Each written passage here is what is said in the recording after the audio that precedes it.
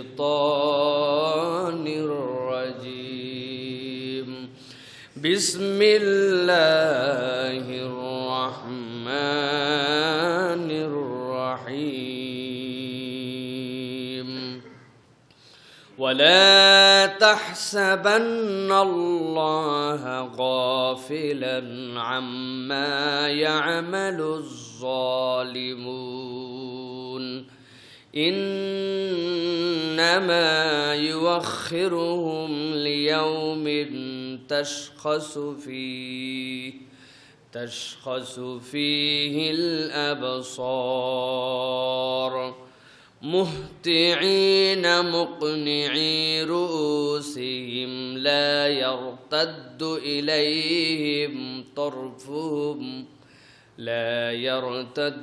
إليهم طرفهم وأفئدتهم هواء সম্মানিত হাজিরিন, আজকে আমাদের এই সংক্ষিপ্ত অধিবেশনে সংক্ষিপ্তভাবে পবিত্র কোরআনুল কারীমের আলাদা আলাদা 6টি সূরা থেকে 6টি আয়াতের আলোকে কিয়ামতের দিবসে সাধারণ মানুষ এবং অপরাধীদের পুনরুত্থিত হওয়ার যে ধরন হবে এবং তার যে কারণ হবে সে বিষয়ে আমরা আজকে সংক্ষিপ্তভাবে কিছু কথা জানা, বোঝা এবং শোনার চেষ্টা করব। বিশেষত কিয়ামতের দিনে যখন মানুষেরা আল্লাহর কাছে উত্থিত হবে আমরা সকলেই জানি, কিন্তু এই উত্থিত হওয়ার চিত্রটা কি হবে, উত্থিত হওয়ার ধরনটা কি হবে, মানুষরা কিভাবে আল্লাহর কাছে সেই দিন উত্থিত হবে, যারা অপরাধী হবে, যারা সাধারণ মানুষ থাকবে, সবাই যখন উঠবে তাদের প্রকৃতিটা কি হবে এবং এই প্রকৃতি যেই ধরনে তারা কিয়ামতের দিন আল্লাহর সামনে দাঁড়াতে যাবে আল্লাহ নিজের ভাষায় সেটার বর্ণনা দিয়েছেন এবং তার কারণও প্রত্যেকটা আয়াতের মধ্যে আল্লাহ রাব্বুল আলামিন কমসে কম উল্লেখ করেছেন। আল্লাহ রাব্বুল আলামিন তো আজকে আমরা সংক্ষিপ্ত সময়ে কিয়ামতের দিবসে সাধারণ মানুষ এবং অপরাধীদের পুনরুত্থিত হওয়ার চিত্রগুলো জেনে সেখান থেকে কেমনে বাঁচা যায়, সেই দিনে আল্লাহর সামনে উপস্থাপিত হওয়ার পরে আমাদের অবস্থা যেন আল্লাহ রাব্বুল আলামিন জান্নাতের দিকে ধাবমান করেন, তার জন্য আমাদের কার্যক্রম কি হতে পারে, আমরা দুনিয়ার বুকে যে চলাফেরা করছি এই চলাফেরার ক্ষেত্রে আমাদের কি কি ল্যাকিংস আছে সেই বিষয়গুলো যেন আমরা একটু জেনে বুঝে নিয়ে সামনে এগোই।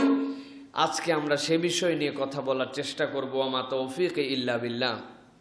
প্রিয় ভাইয়েরা, কিয়ামতের দিনে মানুষ কেমন করে উত্থিত হবে, পরকালে হিসাব কেমন করে হবে, এই বিষয়গুলি আল্লাহ রাব্বুল আলামিন একটা মহা পরীক্ষার অন্তর্ভুক্ত রেখে কোরআনুল কারীমে যদি না বলতেন, কেবল বলতেন কিয়ামতের দিনে উত্থিত হবে, এই পরিস্থিতি হবে, এই অবস্থা হবে, এইটুক বলে ছেড়ে দিলেও আমাদের কিছুই করার ছিল না।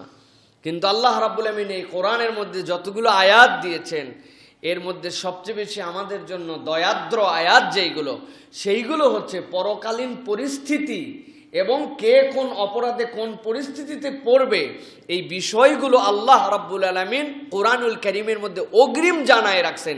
এটা আল্লাহর পক্ষ থেকে বান্দার জন্য সবচেয়ে বড় অনুগ্রহ। আপনি সবচেয়ে বড় পরীক্ষা দিতে যাবেন, বাংলাদেশের সবচেয়ে বড় পরীক্ষা হচ্ছে বিসিএস, এর উপরে আর কোনো পরীক্ষা আমাদের জন্য নাই, কারণ এর থেকে বড় জায়গায় পরীক্ষা দিয়ে কাউরে ঢুকানো যায় না। মন্ত্রী হতে যে কোনো মানুষ পারে, মন্ত্রী যে কোনো লোক হতে পারে, একটা ম্যাথরা মন্ত্রী হতে পারে, প্রধানমন্ত্রী যদি মনে করে ওনারে মন্ত্রী বানাবে আর কিচ্ছু লাগবে না, ওইটাই যোগ্যতা, শেষ। কিন্তু একজন যদি বিসিএস পরীক্ষা দিতে চায় ম্যাট্রিক পাস লোক পারবে তো না, নির্ধারিত জায়গা আছে তার, মাস্টার ডিগ্রি অর্জন করতে হবে, অনার্স শেষ করতে হবে, তারপরে পরীক্ষা দিতে হবে, প্রথমে দিতে হবে এমসিকিউ, তারপরে রিটেন, তারপরে ভাইবা, তারপরে টাকা পয়সা টাকা পয়সা বাদ, যাই হোক, তারপরে নিয়োগ। এই যে সিস্টেম আমাদের, এই পরীক্ষা পদ্ধতিতে যত বড় জায়গায় যাবে বান্দা তত কঠিন তার পরীক্ষা পদ্ধতি, তত হার্ড সিস্টেম তার। কিন্তু দয়াময় আল্লাহ বলছেন বান্দাকে আমি পরকালীন জীবনের পরে জান্নাতে ঢুকাতে চাই, জাহান্নামে নেওয়ার জন্য সৃষ্টি করে নাই। জান্নাতের বিবরণ দিয়েছি, মা লা আইনুন রাত ওয়ালা উযনুন সামিআত ওয়ালা খাতারা আলা কলবি বাশার, তোমার চিন্তার বাহিরে একটা জগৎ সেই জান্নাত। সেই জান্নাতে যাওয়ার ক্ষেত্রে প্রতিবন্ধকতা যা আমি আল্লাহ কোরআনে দয়া করে জানিয়ে দিয়েছি তা। সুবহানাল্লাহ। এর থেকে বড় দয়া বান্দার প্রতি আর কিছুই হতে পারে না। আল্লাহ রাব্বুল আলামিন বান্দার প্রতি এত দয়া করছেন, এইগুলো আল্লাহ না জানালেও পারতেন, কিন্তু আল্লাহ জানাইছেন। কারণ আল্লাহ একজন বান্দাকেও জাহান্নামে নেওয়ার জন্য পৃথিবীতে পাঠান নাই। আল্লাহর সব বান্দা কামিয়াব হয়ে যাক, সব বান্দা যেন ইসলাহ হয়ে যায়, আল্লাহ এই জন্য বান্দাকে এইগুলো বারবার স্মরণ করাচ্ছেন। প্রিয় ভাইয়েরা, আল্লাহ রাব্বুল আলামিন বলছেন ইকতারাবা লিন-নাসি হিসাবুহুম ওয়া হুম ফি গাফলাতিন মু'রিদুন। সূরা আম্বিয়ার প্রথম আয়াতের মধ্যে আল্লাহ রাব্বুল আলামিন বলছেন, বান্দা তোমাদের কি হলো, তোমাদের সামনেই তো তোমাদের জন্য কিয়ামত অত্যাসন্ন তোমাদের জন্য। ওয়া হুম ফি গাফলাতিন মু'রিদুন, কিন্তু তারা এতই গাফেল যে এই বিষয়ের থেকে তারা মুখ ফিরায় রাখে। দুনিয়ার ছোট্ট একটু জিন্দেগির জন্য তারা বেপরোয়া, কিন্তু ওই জীবনের জন্য তাদের কোনো পরোয়াই নেই। এই আচরণকারী তোমরা কেন, তোমরা এখান থেকে মুখ ফিরিয়ে রেখেছো কেন? তুমি এখন রিসিপশনে বসে আছো, রিসিপশনে তোমার এক কাপ চা দিছে, দুইজন এসে হাই হ্যালো বলছে, রিসিপশনের এসি এই দেখে উনি আর হোটেলের রুমেই ঢুকবে না, বলে এখানেই ভালো আছি। তো এখন আমাদের অবস্থা আল্লাহ এই আয়াতে কারিমার আলোকে মনে হয় যে আল্লাহ বলছেন অনন্ত এক জীবনের জন্য তোমাদের সামনে, অথচ বান্দা তুমি দুনিয়ার এই ছোট্ট ক্ষুদ্র সময়টিকে এমনভাবে গ্রহণ করেছো যেন তুমি মুখ ফিরাই নিছো সেখান থেকে, অথচ সেখান থেকে মুখ ফিরানোর কোনো অবকাশ নাই। ওই দিন তোমাকে মুখোমুখি হতেই হবে, এবং মুখোমুখি হওয়ার ক্ষেত্রে কতগুলো চিত্র আল্লাহর সামনে ওই দিন হাজির হবে। আল্লাহ বান্দাদেরকে আগেই জানাচ্ছেন সেইগুলো। আল্লাহ রাব্বুল আলামিন সূরা ইব্রাহিমের 42 এবং 43 নম্বর আয়াতের মধ্যে প্রথম চিত্রটার কথা আল্লাহ তুলে ধরেছেন। আল্লাহ রাব্বুল আলামিন বলছেন, ওয়ালা তাহসাবান্নাল্লাহ গাফিলান আম্মা ইয়ামালুজ জালিমুন। আল্লাহ বলছেন তোমরা আল্লাহর ব্যাপারে এরকম ধারণা করো না। ওয়ালা তাহসাবান্নাল্লাহ, আল্লাহ এখানে নুনের উপরে সাকিলা দিয়েছে, নুনের উপরে তাসদিদ দিয়ে তারপরে আরবি গ্রামারের কায়দা হচ্ছে এর থেকে মজবুত করে, এর থেকে ঈমান করে, এর থেকে ভাব দিয়ে ভার দিয়ে কোনো কথা হতে পারে না। খবরদার খবরদার ভেবোই না এরকম, আল্লাহর জন্য এরকম কথা লাগে না। আল্লাহ এমনি বললে হয়ে যায়, কিন্তু রব্বুল আমিন সকল বান্দাকে মেনশন করে বলতেছেন ওয়ালা তাহসাবান্নাল্লাহ গাফিলান আম্মা ইয়ামালুজ জালিমুন। আল্লাহর ব্যাপারে এরকম ধারণা তোমরা করো না, আল্লাহর ব্যাপারে মনের মধ্যে যেন এরকম তোমাদের চিন্তা উদিত না হয়। আল্লাহ রব্বুল আলামিন বোধহয় যারা আল্লাহর রাস্তা থেকে দূরে সরে গেছে, আল্লাহর সাথে বিশ্বাসঘাতকতা করেছে, আল্লাহ রব্বুল আমিন যেই পথে চলতে বলেছিলেন সেই পথে চলে না, তারপরেও দুনিয়াতে ঘোরাফেরা করে, আমার আল্লাহ বোধহয় আল্লাহর সাথে সীমা লঙ্ঘনকারী যারা তাদের ব্যাপারে গাফেল, তাদের ব্যাপারে খোঁজ খবর রাখেন না। তোমার চেতনাতে এরকম কল্পনাও যেন না আসে। কি বুঝাচ্ছেন আল্লাহ রাব্বুল আলামিন? আল্লাহ বুঝাতে চান দুনিয়ার বুকে বান্দা তুমি খুব ভালো করে জেনে রাখো, আমি আল্লাহর সাথে যে গাদ্দারি করে, আমি আল্লাহ রাব্বুল আমিন যেই পথে চলতে বলেছি সেই পথে চলে না। আল্লাহ রাব্বুল আমিনের রাস্তা থেকে নিজেদেরকে সরায় রেখেছে, কিন্তু দুনিয়ার বুকে তো দেখি বা দারুণ চলাফেরা করছে, দারুণ অবস্থানে তো তারা আছে, তাদের তো কোনোই সমস্যা হচ্ছে না মনে হচ্ছে। তোমার আমার ধারণার মধ্যে এসে যেতে পারে আল্লাহ বোধহয় এদের ব্যাপারে খোঁজ খবর রাখেন না। আল্লাহ বলছেন খবরদার, কল্পনার মধ্যেও এটা নিও না, আমি আল্লাহ আমার সাথে যারা সীমা লঙ্ঘন করে তাদের ব্যাপারে যথেষ্ট জ্ঞাত আছি। এরপর আল্লাহ রাব্বুল আমিন বলছেন ইন্নামা ইউআখিরুহুম লিয়াউমিন তাশখাসু ফীহিল আবসার। তবে জেনে রাখো ইন্নামা ইউআখিরুহুম, আমি আল্লাহ তাদের জন্য একটু অবকাশ দিয়ে রেখেছি, একটুখানি দড়িটা ঢিল দিয়ে রেখেছি, একটুখানি ছাড় দিয়ে রেখেছি। কোন দিন পর্যন্ত? লিয়াউমিন তাশখাসু ফীহিল আবসার, ওই দিন পর্যন্ত যেই দিন যাওয়ার পরে যাদের চক্ষুগুলা স্থির হয়ে যাবে, চোখের পলকও পড়বে না, মনিটাও নড়াচড়া করবে না, এমন আশ্চর্য সেদিন তারা হবে। ওই চোখ যে তাদের জন্য দেখতে পাচ্ছে এরকম কল্পনার মধ্যে থাকবে না, চোখগুলো তাদের জায়গায় স্থির হয়ে যাবে। ওই দিন পর্যন্ত অবকাশ দিয়ে রেখেছি। সেই দিবসটা কোনটা? সেই দিন কোনটা? আমার আল্লাহ রাব্বুল আমিন বলছেন, ভালো করে জেনে রাখো, মুহতিঈনা মুকনিঈ রুউসিহিম, ওই দিন তো সেই দিন যেই দিন বান্দারা ছুটাছুটি করতে শুরু করবে, বেপরোয়া হয়ে পাগলের মতো সেই দিন ছুটতে শুরু করবে। আল্লাহ রাব্বুল আমিন বলছেন মুহতিন, দিক বিদিক হয়ে ছুটবে, কোন দিকে যাচ্ছে সে জানেও না। অবকাশ দিয়ে রাখছে কয়দিন পর্যন্ত, বান্দা বোঝার চেষ্টা কর। ওই দিন যাওয়ার পরে ছুটতে শুরু করছে, পাগলা হয়ে গেছে, কোথায় যে যাচ্ছে তার যাওয়ার জায়গা কোথায় সেও জানে না। গরুর অনেক সময় বাছুর হয়, হওয়ার পরে 24 ঘন্টা পরে দেখবেন এমন দৌড় লাগায় দুনিয়া পেয়ে গেছি, কোথায় যাচ্ছে, কোন দিকে যাচ্ছে, কেন দৌড়াচ্ছে সে নিজেও জানে না। দেখছেন নাকি আপনারা?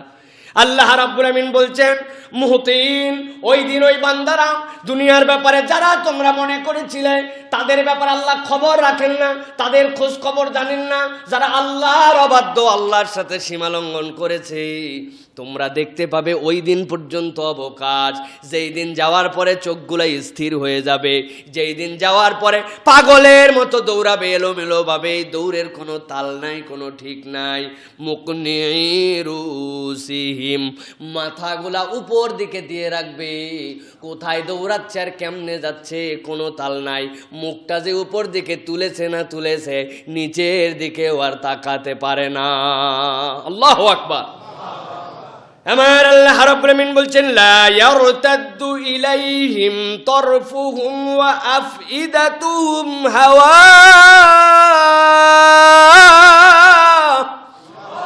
আমার আল্লাহ বলছেন সাবধান, যাদের ব্যাপারে তোমরা এই ধারণা করছো আমার আল্লাহ তাদের ব্যাপারে কোনো খোঁজ খবর রাখেন না, এমন দিনে তারা উপস্থিত হবে।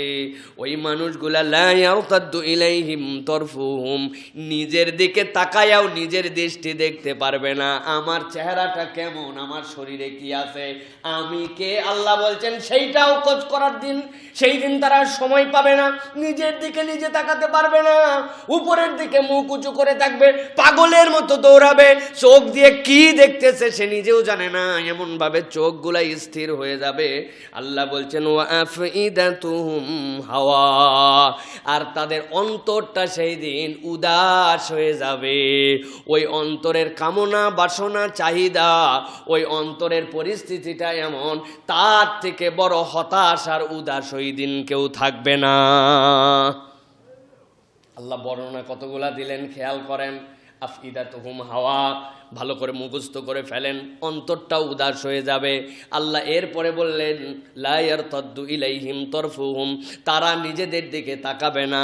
এরপরে আল্লাহ রাব্বুল আমিন বললেন মাথাটা উঁচু করে রাখবে। এরপরে আল্লাহ বলবেন এলোমেলো করে দৌড়াবে। এরপরে রব্বুল আলামিন বলেছেন চক্ষুগুলা তাদের স্থির হয়ে যাবে। আজকের দিনে যারা ইচ্ছা মতো আল্লাহর সীমা লঙ্ঘন করে ঘুরে আর মনে করে আল্লাহ তো আমারে ধরে না, আমি এরকম করে চলি, যদি এইটা সত্যি সত্যি আল্লাহর সীমা লঙ্ঘন হইতো আল্লাহ তো আমারে ধরতো অন্তত পক্ষে, কিছুই তো বলে না, বেশ তো ভালো আছি। আল্লাহ বলছেন অবকাশটা বেশি দিনের নয়, অবকাশ দিবস দেওয়া হয়েছে ওই পর্যন্ত যেই দিন আজকের এই সীমা লঙ্ঘনের কারণে ওই দিন যাওয়ার পরে এই 5টা হালত হবে। এই 5টা হালত ওই দিন যাওয়ার পরে হবে। উদাস হয়ে যাবে, হতাশ হয়ে যাবে, কোনো কিছুই মনের মধ্যে আর কল্পনায় আনতে পারবে না, নিজের দিকে নিজের তাকানোর মতো কোনো ক্ষমতা থাকবে না, উপর দিকে তাকায় তাকায় ঘুরবে, কোথায় যাচ্ছে তাও জানে না, এমন বিভ্রান্ত করে তাকায় আছে, ওই তাকানো দেখে বোঝাই যায় না যে কি দেখতেছে। আল্লাহ বলছেন আজকে তো একটু ছাড়, আর মনে করছো তোমার রব তাদের ব্যাপারে খবর রাখে না, এই ছাড় দেওয়ার কারণে এত বেহুশ হইছো, ওই দিন যাওয়ার পরে দেখতে পাবে প্রকৃত হুঁশে কে ছিল আর প্রকৃত বেহুশে কে ছিল। আল্লাহু আকবার। কাদের জন্য এই পরিণতি? আল্লাহ রাব্বুল আমিন বলছেন ইয়ামালুজ জালিমুন, আমাদের কাছে জালেম মানে অত্যাচারী, অত্যাচারী জালেম মানে অত্যাচারী না, জালেম মানে সীমা লঙ্ঘনকারী। মনে রাখবেন এইটা, জালেম মানে কে, মুখস্থ করে ফেলবেন, জালেম মানে সীমা লঙ্ঘনকারী। অত্যাচার তো সামান্য একটা পার্ট জুলুমের, সামান্য একটু পার্ট একটা জুলুমের, কিন্তু সীমা লঙ্ঘনকারী এটা হচ্ছে মূল অর্থ। সীমা লঙ্ঘনকারী কিসের থেকে? আমার আল্লাহ যা করতে বলেছেন সে তাই করে না, আমার আল্লাহ যা করতে নিষেধ করেছেন সে তাই করে, এটাই হচ্ছে আল্লাহর সীমা। হুদুদুল্লাহ তিলকা হুদুদুল্লাহ, আল্লাহ বলছেন এটা আল্লাহর হদ, এই পর্যন্ত আল্লাহর সীমান্ত প্রাচীর দেওয়া আছে। আল্লাহ বলছেন এইটা করা যাবে, এইটা করা যাবে, এই পর্যন্ত তুমি যেতে পারো, এই পর্যন্ত তুমি যেতে পারো না, এটা আল্লাহর সীমারেখা। এখন আপনি যদি সীমারেখা অতিক্রম করেন তাহলে আপনি সীমা লঙ্ঘনকারী। সীমা লঙ্ঘনকারী মানে জালেম। সীমা লঙ্ঘনকারী মানে, আমরা ব্যাখ্যা এখন নতুন করে দাঁড় করাইছি, শরীয়ত সম্মত ভাবেই বিবাহ করেছি, ঠিক না ভাই? হ্যাঁ, শরীয়ত সম্মত ভাবেই, মানে শরীয়তের ডেফিনেশনটা আমাদের কাছে এখন চমকপ্রদ। শরীয়তের ডেফিনেশন কি এখন জানেন? শরীয়তের ডেফিনেশন হচ্ছে অমুক, তার বাবা অমুক, গ্রাম অমুক, পাড়া অমুক, মহল্লা অমুক, জন্ম তারিখ অমুক, এত টাকা দিয়ে অমুককে আপনার বিয়ের জন্য প্রস্তাব দিল, আপনি কি কবুল বলেন? উনি বলছে জি কবুল আলহামদুলিল্লাহ। এরপরে ওই দিকেও যাই জিজ্ঞাসা করে, শুনিও বলছে আপনি কি তাকে আপনার নিজ হেফাজতে স্ত্রী হিসাবে মানেন? জি কবুল আলহামদুলিল্লাহ। মানি মানে কি? বহু আগের থেকে মানার মধ্যেই ছিলাম, এখন কেন একটা অনুষ্ঠান দিলাম। এইটা হচ্ছে শরীয়ত, তাই না? এটাই শরীয়ত তো না? প্রিয় ভাইয়েরা, হুদুদুল্লাহ বুঝেন, জালেম বুঝেন। আল্লাহর বিধিবিধানকে নিয়ে উপহাস করাও অন্যতম একটা আল্লাহর সীমা লঙ্ঘন করা। আল্লাহর বিধিবিধানকে নিয়ে উপহাস করতেছেন আপনি। আমাদের সমাজগুলো আজকে পরিবর্তিত হয়ে গেছে। আমাদের সমাজের মধ্যে আমাদের যুবক যারা বিশেষ করে, তাদের চোখ তো এখন সামনের দিনের দিকে আগায় আছে, যে আমাদেরকে যাদেরকে দেখলাম, যাদের ভিডিও দেখতেছি, যাদের বিভিন্ন ওয়েডিং সেরিমনি দেখতেছি, যাদের হলুদ দেখতেছি, যাদের মেহেদি দেখতেছি, যাদের বিয়ের আগের অনুষ্ঠান, পরের অনুষ্ঠান, সিনেমেটিক গ্রাফিকের মাধ্যমে যেই সকল প্রোগ্রাম আমাদের সামনে পাবলিশ হচ্ছে, বিয়ে করার সময় কমসে কম অতদূর না হলেও আমাদের এরকম কিছু করা লাগবে, তাই না? ছেলেদের এখন তামান্না তৈরি করেছে তারা। শয়তান এটা আপনাদের কাছে গররাত কুমুল আমানি হিসেবে উপস্থাপন করেছে, কারণ শয়তান আপনার মগজের মধ্যে দিছে যারে শরীয়ত তো এইটুকু যে আল্লাহর নামে ইজাবার কবুল করলেই শরীয়ত মানা হয়। অথচ ইসলামী শরীয়ত যদি আপনি জানতে চান, আপনি যদি বুঝতে চান ইসলামী শরীয়তে কোথায় আছে যে সকল হারাম রিলেশন যেইগুলা ইসলাম এলাও করে নাই, এইরকম মানুষ নিয়ে গান বাদ্য করে মেহেদি করতে হবে, এরকম গান বাদ্য করে হলুদ করতে হবে, হলুদের দিন নাচানাচি করতে হবে, এন্ট্রি করতে হবে, এরপরে আগে ডেস্ক বাজাতে হবে, পরে বাজাতে হবে, গান করতে হবে, ফটোগ্রাফি করতে হবে, হারাম কাজ করতে হবে, এইগুলা সব করে আপনার বিয়ের অনুষ্ঠান করতে হবে। এটা কোন শরীয়তে আছে? কোন শরীয়ত? আপনি না শরীয়ত মেনে বিয়ে করছি আমরা। ভালো করে বুঝে নেন প্রিয় ভাইয়েরা। আল্লাহ রাব্বুল আলামিন বলছেন, ওয়ালা তাহসাবান্নাল্লাহা গাফিলান আম্মা ইয়ামালুজ জালিমুন। ভেবো না রব্বুল আলামিন দেখছেন না, সীমালঙ্ঘনকারীদের ব্যাপারে আল্লাহ সম্মুখ অবগত আছেন। এই সীমালঙ্ঘন আস্তে আস্তে আমাদের কাছে একদম সীমার শেষ সীমা পার হয়ে চলে যাচ্ছে, এবং সেইটাকে আমাদের সমাজে প্রমোট করা হচ্ছে। প্রমোট হচ্ছে না আমাদের সমাজে, প্রমোট করা হচ্ছে। সেইটা আমরা চিন্তা করছি, ওয়েডিং এর ভিডিওর নিচ দিয়ে নাম্বার লিখে দেয়। কি জন্য দেয়? আপনিও যখন প্রোগ্রাম করবেন আমাদের এরকম করে আপনারা যত নোংরা ভাবে ভিডিওকে উপস্থাপন করা যায়, এটা আমরা আপনাদের জন্য করে দিব। কারা করে? হিন্দুরা, খ্রিস্টানরা, আরে মুসলমানরা করে। কারণ মুসলমান জানে শরীয়ত তো ঠিকই আছে, বিয়ে করতেছি, বিয়ের ইজাব কবুল এই পর্যন্তই শরীয়ত, এর বাইরে তো শরীয়তই নাই, এর বাইরে তো সামাজিক আচার, তাই না? আমার এই কথা অনেকের অপছন্দ হবে, কিন্তু অপছন্দ হলে কিছু করণীয় নাই প্রিয় ভাইরা। কারণ অনেক ভালো ভালো জায়গাতে মানুষজন আমাদের কথাবার্তা এখন শুনেন, তারা যখন এই কথা শুনবেন তখন বলবে, এই হুজুরদের জ্বালায় তো আমরা কিছুই পারলাম না করতে, আনস্মার্ট সব হুজুর, কিছু বুঝে নাকি আন্দাজে। বিয়ে একটাই জীবনে, সেই বিয়েটাই যদি এরকম সুন্দর করে আমরা মেমোরিতে ধরে না রাখতে পারি, কেমনে হইল? প্রিয় ভাইয়েরা, ভালো করে মনে রাখবেন, আনি ইবুদুল্লাহ ওয়াত্তাকুহু ওয়া আতিউন। ইসলামের মৌলিক নীতিমালা, আপনাকে 3টা পথের মধ্যে চলতে হবে। ইবাদত পদ্ধতিগতভাবে রসুলের দেখানো, আল্লাহর ভয়ে আপনাকে রেগুলার করতে হবে। এতে করে আপনার সমাজ, আপনার রাষ্ট্র, আপনার এলাকা, আপনার বুদ্ধি পক্ষে থাক বিপক্ষে থাক, এটা দেখার সময় নাই। আল্লাহ এবং তার রসুল যা বলছেন ওইটা মানার নাম হচ্ছে শরীয়ত, ঠিক কি না? এর বাইরে আপনার কোনো বক্তব্য নাই। আমাদেরকে তো গালি দিতে দিতে আপনারা বলেই বসছেন, এই হুজুররা বাংলাদেশকে 200 বছর পিছায় নিয়ে গেছে, ঠিক না ভাই? আল্লাহর জন্য আপনাদের কাছে, আপনাদের জন্য আল্লাহর কাছে আমরা দোয়া করি, আল্লাহ আমার এই ভাইয়েরা যেই কথা বলতেছে এদের জবানে বরকত দিয়ে দাও। আমরা অনেক চেষ্টা করে কেবল 200 বছর নিয়ে গেছি, আল্লাহ আমরা যেন 1450 বছর পিছায় নিয়ে যেতে পারি। হুজুর কয় কি রে, 1450 বছর পিছায় নিয়ে যায়? আমরা কেবল 200 বছর পর্যন্ত পিছাইছি চেষ্টা করে করে, তাও আমাদের মনে হচ্ছে না 200 বছর পিছাইতে পারছি। আমাদের তো মনে হচ্ছে 10-12 বছর কেবল পিছাইছি। আমাদের টার্গেট 1450 বছর পিছায় নিয়ে যাওয়া বাংলাদেশকে। যেই সমাজ ছিল অন্ধকারের সমাজ, নারীদের কোনো সম্মান ছিল না, ইজ্জত ছিল না, যেই সমাজে এতিম অনাথদের সম্পদকে ভক্ষণ করাই ছিল ওই সমাজের কালচার, যেই সমাজে ডাকাতি করা, মানুষকে লুণ্ঠন করা কোনো ব্যাপারই ছিল না। ব্যবসায়ীর থেকে সম্পদ নেওয়ার পরে হাতে নাতে বলতো পরে টাকা দিব, বলার পরে আর টাকাই তাদেরকে দিত না। যেই সমাজের মধ্যে ওয়াইদাল মাউউদাতু সুইলাত বিআই যামবিন কুতিলাত, ভ্রূণ হত্যা করা হতো, মেয়েদেরকে হত্যা করে ফেলা হতো। যেই সমাজের মধ্যে অন্যায়, অশ্লীলতা, বর্বরতা এমন জায়গায় পৌঁছাইছিল, একটা ছোট্ট ইস্যু নিয়ে 1000 বছর যুদ্ধ করেছিল তারা। মেলার নামে সকলের টাকা পয়সা একত্র করে জুয়াবাজি চলতো, সমাজে পৌত্তলিকতায় ছেয়ে গিয়েছিল, সমাজে ইনসাফ ছিল না, সমাজের মধ্যে বিচারের কোনো ব্যবস্থা ছিল না। পাওয়ার যার, বিচার পক্ষে তার, ইচ্ছা মতো আপনি যদি ক্ষমতাশালী হন তাহলে আপনার ভাই ব্রাদার যত বড় দস্যু হোক তাদেরকে মাফ করে দিলেও কিচ্ছু হয় না। আর ছোট্ট একটু মানুষ যদি অপরাধ করে ওই সমাজে তাদেরকে ধরে ধরে ইচ্ছা মতো অত্যাচার করা হতো। ওই সমাজকে রাসূলুল্লাহ সাল্লাল্লাহু আলাইহি সাল্লাম পরিবর্তন করে যে সোনার সমাজে বানাইছিলেন, নারীদেরকে ইজ্জত দিয়েছিলেন, যুদ্ধ বন্ধ করে দিয়েছিলেন, আদালত কায়েম করেছিলেন। রাসূল বলেছিলেন আমার মেয়েও যদি চুরি করে আল্লাহর আইন থেকে একটুকু তাদেরকে ছাড় পাওয়ার কোনো সুযোগ নাই। বিচার হওয়ার পরে মাফ করার ক্ষমতা রাষ্ট্রপতির নাই, প্রধানমন্ত্রীর নাই, মুহাম্মদ সাল্লাল্লাহু আলাইহি ওয়াসাল্লামের নাই। বিচার হয়ে গেছে না, বিচার হয়ে গেছে। ওই সমাজ 1450 বছর আগে ছিল। আমাদের টার্গেট ওই রকম সমাজ বাংলাদেশেও প্রতিষ্ঠা করা, ঠিক কি না? আমাদের টার্গেট এইটা। আমরা 100-200 বছর পিছাতে চাই না, আমরা 1450 বছর পিছাতে চাই। আপনারা মনে রাখবেন এই টার্গেটে আমরা কাজ করছি, এই টার্গেটে আমরা কাজ করছি। কিন্তু যেটাকে আপনারা 1450 বছর পিছানো বলতেছেন, আমরা তো দেখতে পাচ্ছি 14,000 মিলিয়ন বছর সেটা আগায় আছে।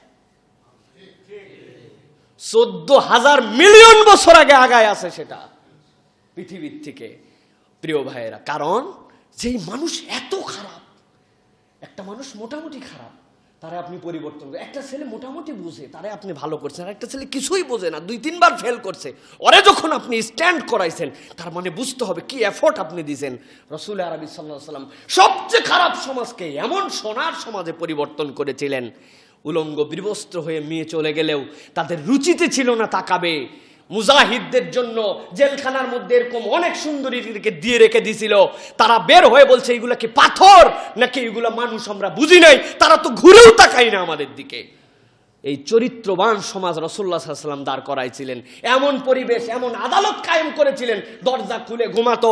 এই যে হাজারা মাউত থেকে মদিনা পর্যন্ত 1000 কিলোমিটার রাস্তার মধ্যে কোনো একটা মেয়ে যদি হেঁটেও যেত তার দিকে চোখ তুলে তাকাবে, এরকম মন মানসিকতারই মানুষ ছিল না। সুবহানাল্লাহ। পারবেন ওই সমাজ আপনি পারবেন প্রতিষ্ঠিত করতে বর্তমানে এই সকল জিনিস দিয়ে? পারবেন না প্রিয় ভাইরা। ওটা হয়েছিল যেই পদ্ধতিতে, ওই পদ্ধতি হচ্ছে কোরআন সুন্নাহর পদ্ধতি। ওই পদ্ধতির নাম হচ্ছে ইসলামী শরঈ পদ্ধতি। আপনার দৃষ্টিতে সেটা পিছানো, আপনি টিটকারি করে সেটা পিছানোর কথা বলেন, কিন্তু আমরা বলি ওটাই প্রকৃত আগানো, ঠিক কিনা?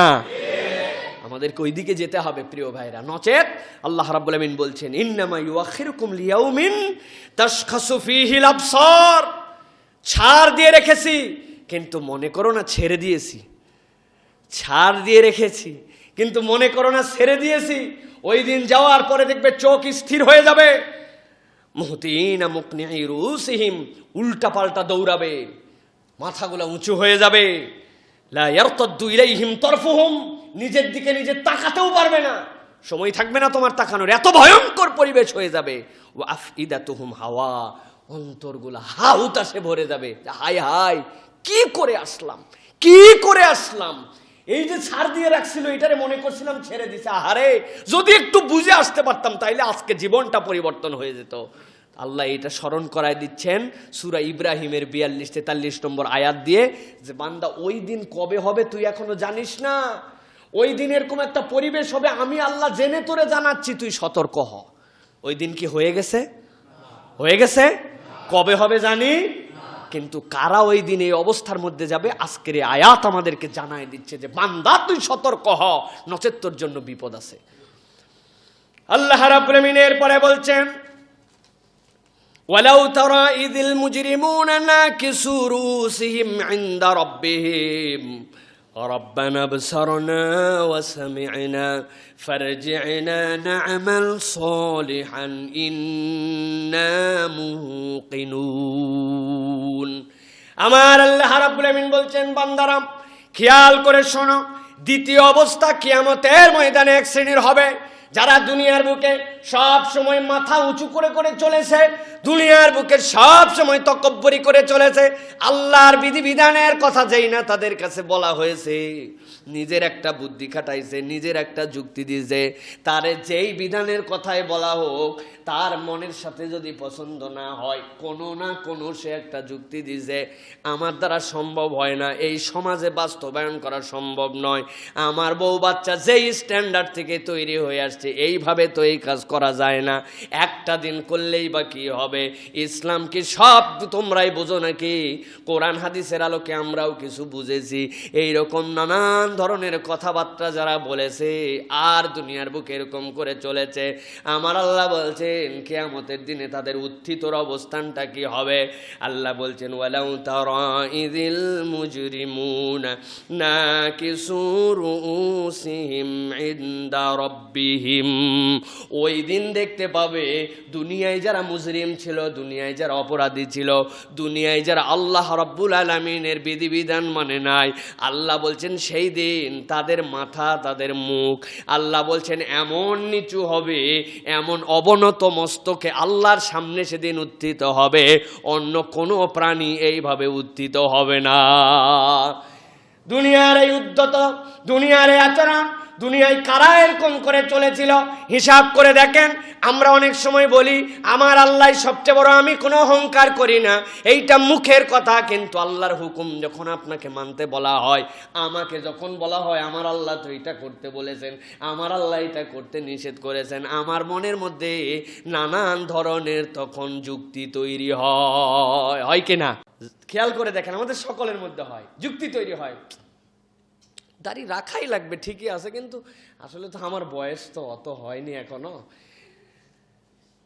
আপনার মনের মধ্যে যুক্তি তৈরি করছে, মহিলাকে বলছেন পর্দা করতে হবে, আপনাকে বাহিরে বের হলে আপনার নির্দিষ্ট পদ্ধতিতে পর্দা হবে না, আপনি একটা 3 পিস পরেন, আপনি একটা শাড়ি পরেন, ওর উপর দিয়ে আপনি মুখের মধ্যে হিজাব বেঁধেছেন, আর মনে করছেন আমার পর্দা হয়ে গেছে, হয় নাই, কারণ আপনি মা পর্দা শুরু করেছেন, আপনি বোন পর্দার কাছাকাছি যাওয়া শুরু করছেন, মেন্টালিটিটা আছে, এই জন্য আপনাকে অ্যাপ্রিসিয়েট করি। কিন্তু আমার আল্লাহ বলছেন, আমার নবীর যেই সকল স্ত্রী এবং কন্যাদের উপরে আল্লাহ রাব্বুল আমিন পর্দার আয়াত নাযিল করলেন, তারা কেউ তো একজনও ল্যাংটা হয়ে চলতেন নাকি? তাদের শরীরে কি কাপড় ছিল না? ছিল। আমাদের সমাজে এখন যে এরকম পোশাক পরি এর থেকে অনুন্নত নাকি উন্নত পোশাক ছিল। আল্লাহ বললেন, রসুল আপনি জানাই দেন, তারা ঘরোয়া ভাবে সব সময় নিজেদের সতরাবৃত করার জন্য শরীরে যে পোশাক রাখে, আমি আল্লাহ বললাম এই 14টা মানুষের বাহিরে যদি কারো সাথে সে দেখা করতে যায়, বাহিরে বের হয়, তাহলে তার উপর দিয়ে যেইটা পরিদিও, তার উপর দিয়ে একটা এমন কাপড় সে ঝুলায় দেখ যেইটা তার বক্ষকে আচ্ছাদিত করবে, তার কাঁধগুলাকে ঢেকে ফেলবে, তার উপর থেকে ঢেকে রাখবে, ওইটার নাম হচ্ছে পর্দা।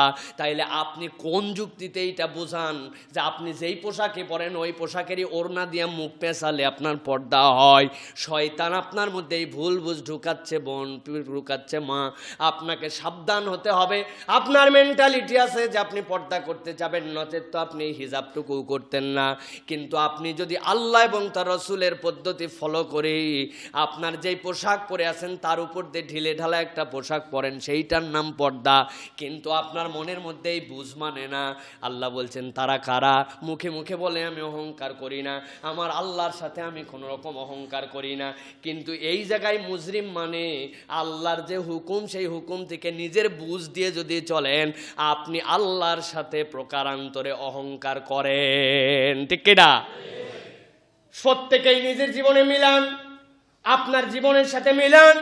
আপনি দোকানদারি করেন, আপনি শিক্ষকতা করেন, আপনি চাকরি করেন, আপনি বুঝাইছেন আমার বস অনেক কষ্ট করায়, যে কষ্ট করায় সে অনুযায়ী আমারে টাকা দেয় না। আপনি এই যুক্তি দিতে পারবেন না, আপনারে তো কন্ট্যাক্ট করায় নিছে, এই কাজ করা লাগবে, এই টাকা আপনারে দেওয়া হবে। জোহরের নামাজের জন্য আপনাকে ব্রেক দিছে, আপনি জোহরের নামাজ হয় 1:30টায়, ছুটি নিছেন একদম 12:15টায় বা 1টায়, আর যাচ্ছেন একদম 2টা পর্যন্ত, নামাজের ব্রেক নাম দিয়েছেন। এর মধ্যে আমার আল্লাহ কিন্তু এই মালিককে ফাঁকি দেওয়ার কারণে ওই দিন আপনাকেও কিন্তু আটকাই দিবে। এইটাই হচ্ছে মুজরিম, আপনাকে বুঝতে হবে। আল্লাহর শরীয়ত বড় সুন্দর এক শরীয়ত। এই শরীয়তে রব্বুল আলামিন ব্যালেন্স করেছেন আপনার আমার জন্য। আপনার যদি অপছন্দ হয়, আপনার যদি ওই প্রতিষ্ঠান যদি আপনার ভালো না লাগে, আপনার মালিককে আপনি কথা বলেন, প্রয়োজনে আপনি ছেড়ে দেন। কিন্তু যতটুকু তার সাথে চুক্তি হয়েছে, সে যদি জুলুম করে আল্লাহর সাথে সে বুঝবে, কিন্তু ফাঁকি যদি দেন সেটাও আল্লাহর কাছে আপনাকে হিসাব বুঝাতে হবে। আমার রব্বুল আমিন এই জন্য বলছেন ওয়ালাউ তারা ইযিল মুজরিমুনা নাকিসু রুসিহিম ইনদা রাব্বিহিম রব্বানা বসারনা। আমার আল্লাহ বলছেন ওই দিন যাওয়ার পরে দেখতে পাবেন, হে রাসূল আপনি যারা মুজরিম হিসাবে গেছে, দুনিয়ার বুকে যারা অপরাধ করে গিয়েছে, ওই দিন যাওয়ার পরে আর মাথা উঁচু হবে না। না কিছু রুসিহিম, মাথাটা এমন ভাবে নিচের দিকে দিছে মনে হয় যেন চলতে চলতে দাঁড়ানো মানুষের মাথাটায় মাটির সাথে লেগে যাবে। আল্লাহ বলছেন এরকম অপদস্থ করে মাটির সাথে মুখকে লাগায় দিয়ে আল্লাহ রব্বুল আমিন ওই দিন তোমারে উঠাবে। নাউজুবিল্লাহ। আল্লাহ বলছেন তারা উঠার পরে কি বলবে? রব্বানা বসারনা ওয়া সামি'না। আল্লাহ দুনিয়ার বুকে আমাদেরকে বারবার বলা হয়েছিল, মসজিদে বয়ান হয়েছিল, হুজুররা বলেছিল সতর্ক হও, আল্লাহর নাফরমানি এক কিঞ্চিত পরিমাণ করা যাবে না, নাফরমানির থেকে সরে যাও সরে যাও। কিন্তু রব্বুল আমিন কোনো কথাই আমাদের কানে ঢুকেছিল না। যে কথাই বলা হতো তার পিঠে আমাদের একটা যুক্তি ছিল, ওয়াজ শুনতে ভালো লাগতো, কিন্তু মনে সেইটা আমল করার মতো প্রিপারেশন আমাদের হতো না। আল্লাহর কাছে ওই দিন যে বলবে রব্বানা বসারনা ওয়া সামি'না। কিন্তু আজকের দিনে তো সব দেখে ফেলছি আল্লাহ, আজকের দিনে কেমন আযাব হবে, কেমন পরিবেশ হবে, এটা না মানলে কি হবে, আজকে তো সব হাতে নাতে প্রমাণ পেয়ে গেছি। আল্লাহ ফারজি'না না'মাল সলিহান ইন্না মুকিনুন, আমাদেরকে একটা বার সুযোগ দাও আল্লাহ, এবার যদি দুনিয়ায় যাই, যাওয়ার পরে দেখবে ভালো কাজ করা কাকে বলে আর মুমিন হওয়া কেমনে লাগে, এই রকম পাক্কা হইয়া আমরা আসব। সুযোগ আছে। বেশি করে অনুরোধ করবো আল্লাহর কাছে যে আল্লাহ বিশ্বাস করো, তুমি অল্প দিনের জন্য দাও, প্রমাণ দিয়ে দিব তোমাদেরকে। ইন্না মুকিনুন। ওরে বাবা রে বাবা, যাওয়ার পরে পাক্কা পাক্কা এক একটা ইমানদার হব। সুযোগ আছে? সুযোগ নাই ভাই। আল্লাহ এটা জানাই দিচ্ছেন যে সুযোগ কিন্তু নাই, চান্স কিন্তু একবারই। এই রাস্তায় ঢোকা যাবে, এই রাস্তায় বের হয়ে আসা যাবে না। বান্দা যদি মুজরিম হয়ে আসো তাহলে বড় বিপদ হবে। এই জন্য আল্লাহ এই জন্য বলেছেন ওয়ামতাজুল ইয়াউমা আইয়ুহাল মুজরিমুন। আল্লাহ এই দিন মুজরিমদেরকে ওয়ামতাজ করে দিবেন, একদম আলাদা করে দিবেন, ইমানদারদের সাথে মিলায় রাখবেন না। তাদের মাথা এমনভাবে মাটির সাথে লেগে, চিন্তা করেন তো, একটু কল্পনা করেন, আপনি হাঁটছেন, আপনার কোমর হেলে আপনার মাথাও মাটির সাথে ঘেঁষে ঘেঁষে হাঁটছে। কল্পনা করা যায় এটা? দুই পাওয়া মানুষের ক্ষেত্রে কি লজ্জাজনক, কি কঠিন পরিস্থিতি। আল্লাহ বর্ণনা দিচ্ছেন বান্দাদের জন্য যে ওই দিন যাওয়ার পরে তোমাদেরকে এরকম মস্তক অবনত, লাঞ্ছিত, অপদস্থ করে ওই দিন আল্লাহর সামনে উত্থিত হতে হবে। এই দুনিয়ার বুকের সামান্য আল্লাহ রাব্বুল আলামিনের সাথে যদি এইরকম ধানাই পানাই করে আমরা চলাফেরা করি, আল্লাহ বলছেন ওই দিন এই পরিস্থিতি বান্দার জন্য করে দেওয়া হবে।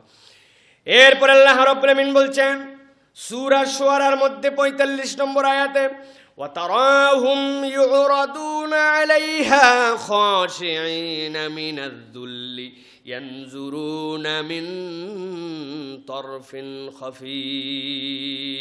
আল্লাহ বলছেন ওই দিন তাদের অবস্থা এমন হবে, যারা এই দুনিয়ার বুকে এত দাপট নেয়, দুনিয়ার বুকে এত মাতব্বরি করে চলে, এত ফুটানি করে চলে, আমার আল্লাহ বলছেন ইউরাদুনা আলাইহা খাশিঈনা মিনাজ-যুল।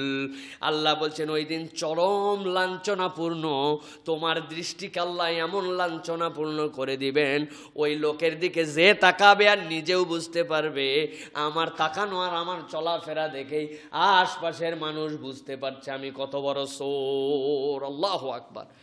এমন ভাবে আল্লাহ বলছেন লাঞ্ছনাপূর্ণ ভাবে, এমন লাঞ্ছনা যে খাশিঈন, তাদের চোখের মধ্যে একটা ভয় ঢুকাই দেবেন আল্লাহ, এমন ভয়, এই আতঙ্কেই সে অস্থির হয়ে যাবে। কিয়ামতের দিনে আতঙ্কিত হয়ে এই বান্দারা আল্লাহর সামনে উত্থিত হওয়া শুরু করবে। আল্লাহ বলছেন তুমি কি কিয়ামতের দিনে এরকম আতঙ্কিত হতে চাও? আমি আল্লাহ রাব্বুল আমিন তোমারে তো এরকম আতঙ্কিত করে, অপদস্থ করে, মাথা নিচু করে, চোখকে নামাই দিয়ে তোমারে তো ওই দিন আমি তুলতে চাই না। আমি তো দেখতে চাই আমার বান্দা হাসতে হাসতে আমার সামনে হাজির হয়েছে, হওয়ার পরে তার হাতের মধ্যে আমলনামা দেওয়ার সাথে সাথে ইয়াসআ নূরুহুম বাইনা আইদিহিম ওয়া বিআইমানিহিম, ওদের মুখ চকচক করতে শুরু করছে, হাত দিয়ে আলো ছড়াতে শুরু করছে, তারা দৌড়ায় দৌড়ায় তাদের আত্মীয় স্বজনের কাছে যেতে শুরু করছে। দেখো দেখো আমার আল্লাহ আমার সাথে কি ব্যবহার করছে। একদল বলতেছে আমার আল্লাহ আমার সাথে কি ব্যবহার করেছেন, আমার আল্লাহ আমাকে কি নিয়ামত দিয়েছেন, আত্মীয়র কাছে খুশি হয়ে দৌড়ায়। আরেক দল মাথা নিচু করতে করতে, ওর চোখের দিকে তাকানো যায় না, এমন ভীত, এমন বিহব্বল তার চেহারা। কেন? কারণ দুনিয়ার বুকে আল্লাহ যেভাবে বলছিলেন সেইভাবে উনি চলে নাই। উনি উনার বুদ্ধি, উনার বিবেক খাটায়া হাজার বলার পরেও তার আমলের মধ্যেই নেয় নাই, আমলের মধ্যেই তার ঢোকে নাই। একটু তো পরিবর্তন হওয়া লাগবে। আমি তো বলি আমার ভাষায় যে আমাদের তো একটু লজ্জাশীল হওয়া দরকার, তাই না ভাই? একটু লজ্জা হওয়া দরকার না?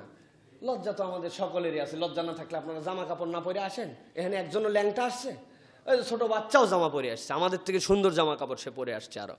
তো লজ্জা তো সবার। এই লজ্জা সেই লজ্জা নয়। এই লজ্জা হচ্ছে যিনি আমাকে সৃষ্টি করলেন, যিনি আমাকে এই দুনিয়ার বুকে বাঁচিয়ে রাখলেন, তার হুকুম আমি কেমনে অমান্য করি, এই ফিলিংসটার নাম হচ্ছে প্রকৃত লজ্জা। আমি তো আপনাদের কাছে বলি মানুষ দুটো দিক দিয়ে খায়। কয় দিক দিয়ে? একটা হচ্ছে মুখ আর একটা হচ্ছে নাক। দুইটা খাওয়ার জায়গা আমাদের। হ্যাঁ, আমি কামাই করি, আমার আব্বাই জমি রেখে গেছিল, আমাদের গার্মেন্টস ফ্যাক্টরি বহুত কষ্ট করে ইনভেস্ট করছিলাম, সময় মতো জিনিস মাল কিনে আনছিলাম, এই মতো উদ্যোগ নিয়েছিলাম, ছোট ছিলাম, আস্তে আস্তে বড় করে এখন না এই টাকা দিয়া 700, 800, 900 টাকা দামের আমি গজার মাছ কিনতে পারি, বোয়াল মাছ কিনতে পারি, আমার কামাই দিয়ে আমি খাই, তাই না? মেনে নিলাম, আপনার যুক্তি তর্কের খাতিরে মেনে নিলাম যে আপনি আপনার মুখের খাবারটা খান আপনার কামাই দিয়ে। এখানেও যুক্তি দিলে আপনি কুলাতে পারবেন না, বুঝলাম, মেনে নিলাম। আরেকটা খাবার খান আপনি নাক দিয়ে, তাই না? ওইটা আপনার কামাই দিয়ে খান তো নাকি?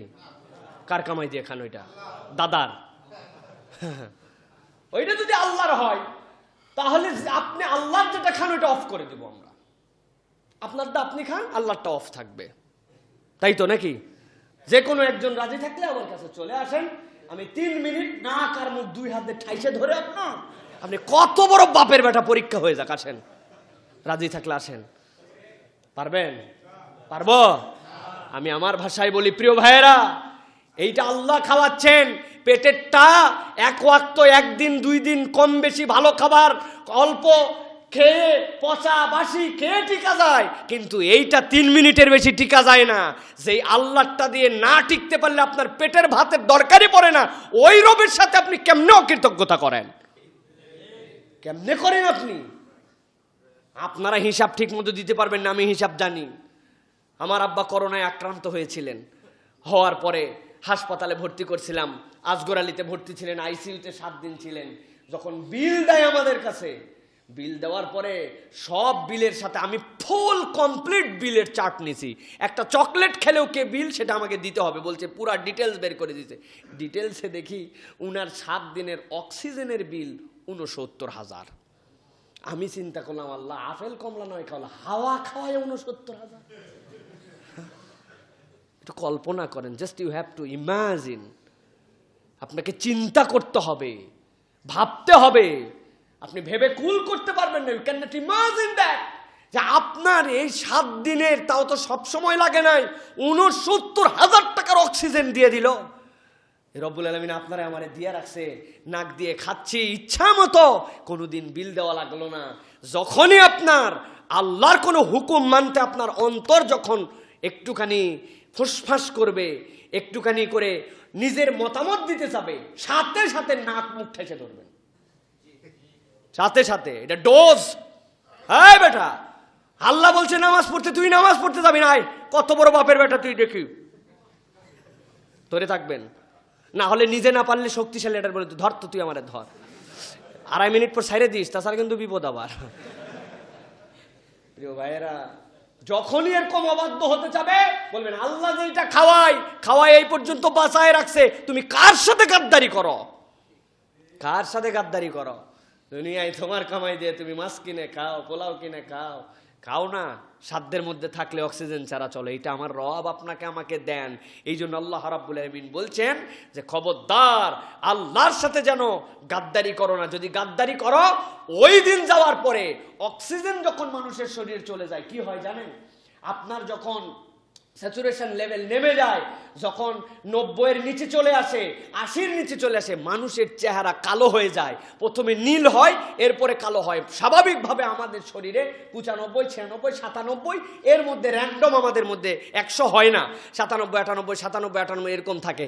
কিন্তু এই লাংস যখন কাজ করতে পারে না, যখন করোনা এফেক্টেড হয়, আস্তে আস্তে ওইটা কমতে শুরু করে। 90-এর নিচে চলে আসলে তখন অক্সিজেন সাপোর্ট দেওয়া লাগে। যদি সাপোর্ট না পায়, আস্তে আস্তে করে দেখবেন ওই ব্যক্তির শরীর নীল হয়, নীল হওয়ার পর আস্তে আস্তে কালো হয়ে যাবে, এরপরে সে শেষ হয়ে যাবে। আল্লাহ রাব্বুল আমিন বলছেন, দুনিয়ার বুকে অক্সিজেন খাওয়াইছি, দুনিয়ার বুকে আমার কথা মতো তোকে চলতে বলছিলাম, চলিস নাই, কিয়ামতের দিনে কি হবে?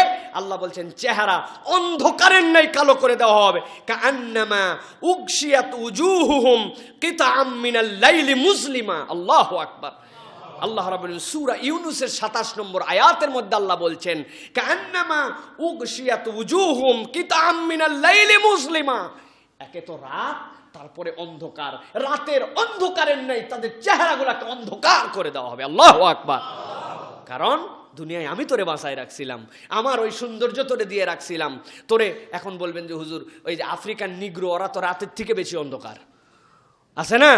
ওদের চেহারা দাঁত বের করলে বোঝা যায় মানুষ, তাছাড়া মনে হয় পাতিলের তলা। তোরা তো মুখ কালোই হয়ে আছে আল্লাহ, ওরা আবার কেমন করে কালো হবে?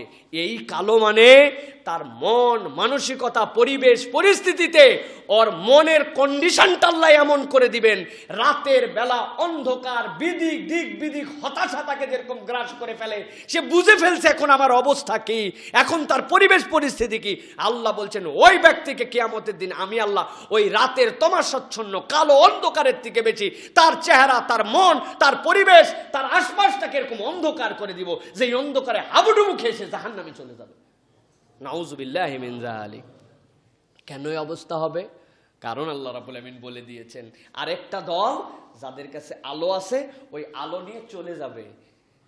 2 দলকে আলাদা করে দেওয়া হবে, অন্ধকারের দল আলাদা, আলোর দল আলাদা।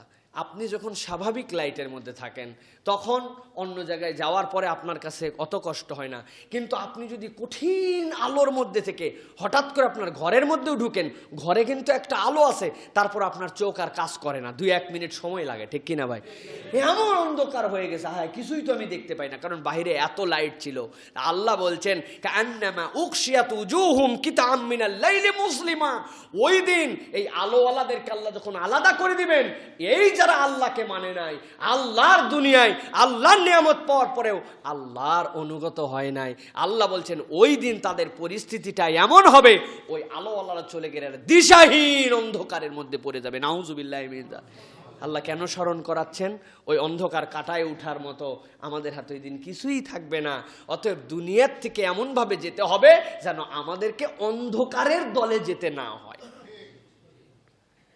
আল্লাহ রাব্বুল আমিন এবার বলছেন, উদ্ধত যারা দুনিয়ায় আল্লাহর হুকুম, আল্লাহর কোরআন, আল্লাহ এবং তার রসুলের নির্দেশনা তাদের সামনে বারবার বলা হয়েছিল, কিন্তু তাদের কাছে এইগুলা তেমন কোনো ফিল করায় নাই। আল্লাহ বলছেন তাদের অবস্থাটা কি হবে দেখো তো। ওয়াতারা কুল্লা উম্মাতিন জাসিয়া, আল্লাহ বলছেন আপনি দেখতে পাবেন, হে রসুল আপনি দেখতে পাবেন, তোমরাও দেখতে পাবে সেই দিন কুল্লা উম্মাতিন জাসিয়া। আল্লাহ যখন কিয়ামতের ডিক্লারেশন দিয়ে দিবেন, ওই কিয়ামতের দিনে সব মানুষগুলা নতজানু হয়ে বসে পড়বে, এমন একটা বিহব্বল পরিস্থিতি তৈরি হবে। মুফাসসিররা বলছেন এই জাসিয়ার মধ্যে আল্লাহ যত সৃষ্টি করেছেন সবাই শামিল হয়ে যাবে। সৎ কর্মশীল অত অসৎ কর্মশীল কোনো পার্থক্য নাই।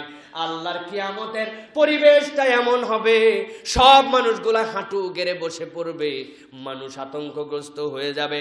আল্লাহ বলছেন কুল্লু উম্মাতিন তুদআ ইলা কিতাবিহাল ইয়াউমা তুজজাউনা মা কুনতুম তা'মালুন। আমার আল্লাহ বলছেন যখন সব মানুষ হাঁটু গেড়ে বসে পড়বে, কিয়ামতের আতঙ্কে আতঙ্কগ্রস্ত হয়ে যাবে, আল্লাহর সাথে সাথে কুল্লু উম্মাতিন তুদআ ইলা কিতাবিহা, যত উম্মত যত নবীদের উম্মত আছে সবাইকে তাদের কিতাবের দিকে ডাকা হবে। ফাথুল কাদিরের মধ্যে এসেছে, তাফসিরের মধ্যে এসেছে, আল্লাহ রাব্বুল আমিন সকলের আমলনামাগুলো উপরে ছুঁড়ে দিবেন, সকলের আমলনামাগুলো উঠতে থাকবে। যেই ব্যক্তির আমলনামা যার, আল্লাহ তার কাছে আল্লাহর নির্দেশ অনুযায়ী উড়ন্ত অবস্থা থেকে তাদের হাতে হাতে পৌঁছাইয়া দিবে। আমার রব্বুল আলামিন বলছেন তুজজাউনা মা কুনতুম তা'লামুন, দুনিয়ার বুকে কি করেছিলে সব তুমি জেনে ফেলবে। আল্লাহর কাছে জানা ছিল, আল্লাহর কাছে সেইগুলো সংরক্ষিত ছিল, প্রত্যেকের হাতে হাতে বান্দাদের কাছে পৌঁছায় যাবে।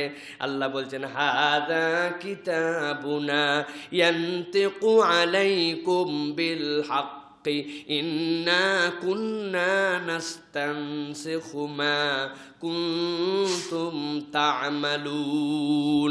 আল্লাহ বলছেন হাযা কিতাবুনা ইয়ানতিক, এই তো সেই কিতাব যেই কিতাব কথা বলতে শুরু করবে। কি আশ্চর্য কিতাব!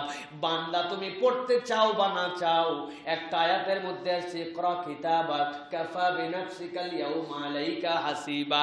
বান্দা তুমি তোমার কিতাব পড়ো, তোমার হিসাব সেখানে তুমি পেয়ে যাবে। আর এখানে আল্লাহ বলছেন হাযা কিতাবুনা ইয়ানতিকু আলাইকুম, এই কিতাব তোমাদের কিতাব, যেই কিতাব নিজেই তোমাদের হয়ে কথা বলবে, কিতাবে জানাবে আমি এই কাজ করেছিলাম, আমার দ্বারা এইটা হয়েছিল। আল্লাহ রাব্বুল আমিন বলছেন সব মানুষের সামনে সেইটা পরিষ্কার হয়ে যাবে। সেই দিনে আল্লাহ বলছেন সেইটা ইন্না কুন্না নাস্তানসিখ মা কুনতুম তা'লামুন। আল্লাহ বলছেন তোমার জীবনে যা যা করেছিলে আমি রব্বুল আলামিন সবগুলা লিখে লিখে রেখেছিলাম। ওই লিখিত কিতাবটা বান্দার হাতের মধ্যে দিয়ে দেওয়া হবে। বান্দা যেই না দেখে ফেলবে কিতাব, দেখার সাথে সাথে বান্দা বিস্মিত হয়ে যাবে, আল্লাহর কাছে চিৎকার করে বলতে শুরু করবে মালি হাদাল কিতাব লা ইউগাদিরু সগীরাতান ওয়ালা কাবীরাতান ইল্লা আহসাহা। হায়রে কি কিতাব আমার সামনে দেওয়া হলো! আমার এই কিতাবের মধ্যে ছোট থেকে ছোট, বড় থেকে বড় একটা কিছু তো আল্লাহ বাদ নাই, সব কিছুই না রব্বুল আমিন আজকে প্রকাশ করে দিলেন। একটু কল্পনা করেন আল্লাহর কাছে যাওয়ার পরে যখন কিতাব আমাদের পরিষ্কার করে বের করে দেওয়া হবে, ওই সময় রব্বুল আমিনের সামনে দুনিয়ার বুকে কি করেছি আর কি করি নাই, ছোটতে করেছে কে, বড়তে করেছে কি, লেপের নিচে করেছে কি লেপের বাহিরে, বাথরুমের ভিতরে, বাথরুমের বাহিরে, কেউ জানতো আর কেউ জানতো না লোডশেডিং এর সময় আর আলোর সময়। আল্লাহ রাব্বুল আমিন বলছেন একটা বিষয় সেই দিন থাকবে না। বান্দা নিজেই বলতে শুরু করবে, মালি হাযাল কিতাব লা ইউগাদিরু সগীরাতাও ওয়ালা কাবীরা। ছোট থেকে ছোট, বড় থেকে বড়, কিছুই সে গোপন করে নাই, সবগুলা প্রকাশ করে দিছে। আল্লাহ বলছেন ওই দিন বান্দা লজ্জিত হবে, বান্দা অপমানিত হবে, কিন্তু ওই লজ্জা আর ওই অপমানে আল্লাহর কাছে আমল নামার হিসাবে কোনো তারতম্য হবে না। এমন কাজ আমি করেছি যেই কাজটা আমার বাপের সামনেও করা যায় না, মায়ের সামনে করা যায় না, নিকট বন্ধুর সামনে করা যায় না, একা একা এরকম গুনাহ করতে হয়।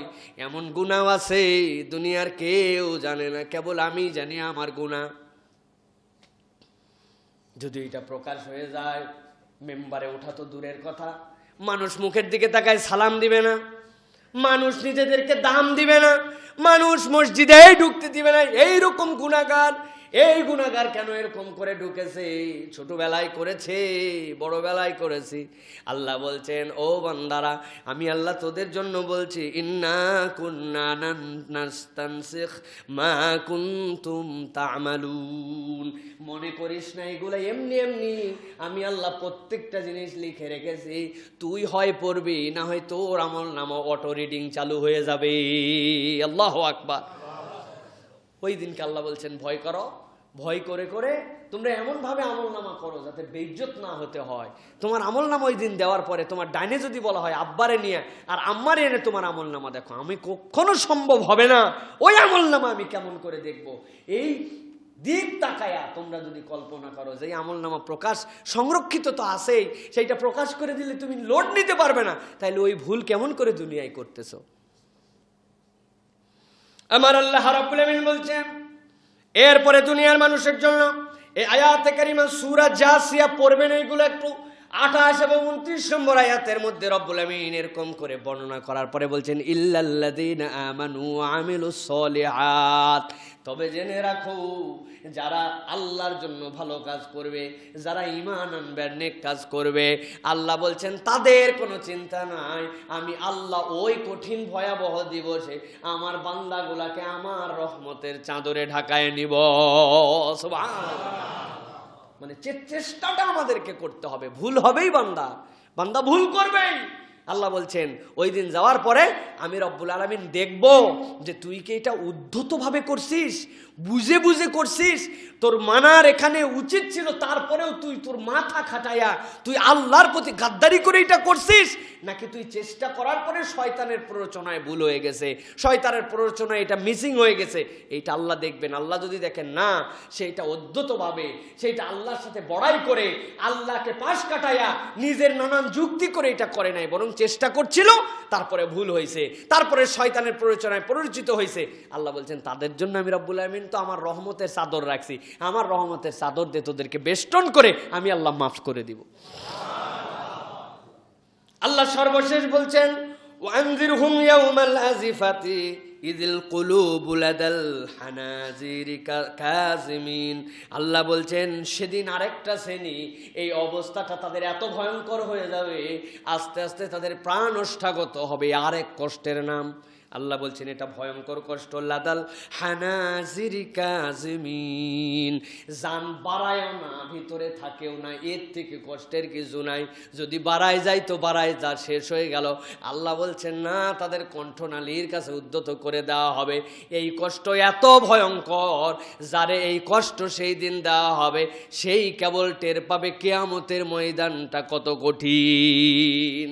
আল্লাহ এই জন্য বলছেন ওই রকম দিনে তোমাদের যেন তাদের প্রাণ ওষ্ঠাগত, ওষ্ঠাগত মানে কি, প্রাণ বাড়ায় না, এই কাছে এসে শেষ, ওইখানে তার মৃত্যু নাই, লা ইয়ামুতু ওয়া লা ইয়াহইয়া, সেখানে মরবেও না আবার ওই রকম ভাবে বাঁচবেও না, দুইয়ের মধ্যে এমন একটা অবস্থা, প্রতিনিয়ত তার জীবনটা এরকম হবে, বের যদি হয়ে যেত, বের হয়ে যদি হয়ে যেত, কিন্তু বের হয় না। আল্লাহ বলছেন এই কঠিন পরিস্থিতি তাদের জন্য হবে, তোমরা সাবধান হও আমার বান্দারা। তাহলে আজকের আলোচনায় আমরা দেখলাম যে ওই দিনে শির অবনত হবে এক দলের, দৃষ্টি বিস্ফোরিত হবে, প্রাণ ওষ্ঠাগত হবে, দেহ অসার হবে, চোখ স্থির হবে, হাঁটু গেড়ে বসে পড়বে আল্লাহর সামনে। কেন? এই যে পরিস্থিতিগুলো আল্লাহ বর্ণনা করলেন, এটার সামারিটা হচ্ছে, প্রথম কারণ হচ্ছে আল্লাহর শাস্তির ভয়, আমলের স্বল্পতা, আর আল্লাহ রাব্বুল আমিনের এই যে দোষ যেগুলো করে গেছে, এই প্রকাশিত হওয়া, এই তিনটা কারণে বান্দা প্রথমত এইগুলো অবস্থার মধ্যে যাবে। প্রথম হচ্ছে শাস্তির ভয়, বুঝে ফেলবে যে আমার এখন ধরা খাওয়া লাগবে। 2 নম্বরে বান্দার আমলের কমতি, সে দেখবে আমার এমন কোনো আমার অ্যাকাউন্টে ব্যালেন্স নাই যে এই ব্যালেন্স দিয়ে আমি পার পাবো, সে পারছে না। আর 3 নম্বরে দোষ প্রকাশিত হওয়া, এই তিনটা একত্রিত হয়ে তার প্রথম ভয়ের এই অবস্থাগুলো তৈরি হবে। সে হাঁটু গেড়ে বসে পড়বে, চোখ বিস্ফোরিত হয়ে যাবে, মনের মধ্যে হাহুতাশ তৈরি হয়ে যাবে, মাথা উপর দিকে দিয়ে দৌড়াবে, চোখ এমন ভাবে তাকাবে কোথায় তাকায় এসে বোঝা যায় না, মুখ অন্ধকার হয়ে যাবে। তার কারণ হচ্ছে এই তিনটা, এটা প্রথমত। আর দ্বিতীয় কারণের কথা বোঝা যাচ্ছে যে ওই দিনে এইটা এরকমই কেবল না, আল্লাহ নিজের বড়ত্ব এবং আল্লাহ নিজের মহানত্ব এত বড়ভাবে প্রকাশ করবেন যে মানুষ মাত্রই সেদিন এরকম হয়ে যাবে। আল্লাহু আকবার। এমনকি তাফসীরের মধ্যে এসেছে আম্বিয়ায়ে কেরাম পর্যন্ত আতঙ্কিত হয়ে যাবেন অল্প সময়ের জন্য, কিন্তু আতঙ্কিত হবেন, আম্বিয়ারাও আতঙ্কিত হবেন। আল্লাহ অল্প সময়ের মধ্যে তাদের মধ্যে থেকে আতঙ্ক দূর করায় দিবেন। কিন্তু দিনটা এত ভয়াবহ, ভালো খারাপ নাই, সবাই এরকম উন্মাদ হয়ে যাবে ওই দিবসের ভয়ে। আল্লাহ বলছেন সেই দিবসের জন্য প্রস্তুতি নাও, সেই দিবস তোমাদের খুব কাছে, কিন্তু আমরা তারপরেও প্রস্তুতি নাই। আল্লাহ বলছেন এই দিবসের প্রস্তুতি কারা নেয় না, তাদের 2টা আয়াত আছে। এই 2টা আয়াত বলে আজকের আলোচনা শেষ। আল্লাহ বলছেন ইন্না হাউলাই ইউহিব্বুনাল আজিলাতা ওয়া ইয়াযারুনা ওয়ারাহুম ইয়াওমান সাকিলা। সূরা দাহার 27 নম্বর আয়াত। এই আয়াতের মধ্যে আল্লাহ বলছেন প্রথম দলের দলিল হচ্ছে ইন্না হাউলাই ইউহিব্বুনাল আজিলা ওয়া ইয়াযারুনা ওয়ারাহুম ইয়াওমান সাকিলা। তারা দুনিয়াকে জন্মের ভালোবাসা বাসছে। আল্লাহর ভাষা ইউহিব্বুনাল আজিলাতা ওয়া ইয়াযারুনা ওয়ারাহুম ইয়াওমান সাকিলা। আর যেই দিবসটা মহান দিবস, ওইটাকে খুব হালকা ভাবে নিছে। কিয়ামত হবেই ভাই, কিন্তু দুনিয়ায় তারপরেও এইভাবে না চললে কি পারা যায়? জানি তো কিয়ামত হবে, আল্লাহ হেফাজত করুক।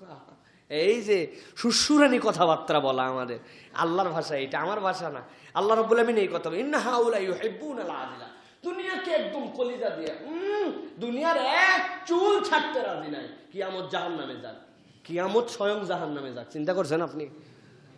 নাউযুবিল্লাহি মিন যালিক। আমরা এরকম কথা বলে বেশি প্রিয় ভাইয়েরা। এখনকারটা আগে বুঝে দে, পরেরটা পরে আল্লাহর সাথে বুঝবো নি আমি।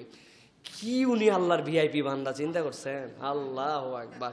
খবরদার, আল্লাহ এটা আমাদেরকে স্মরণ করায় দিচ্ছেন সূরাতে, ইন্না হাউলা ইউহিব্বুনাল আজিলা।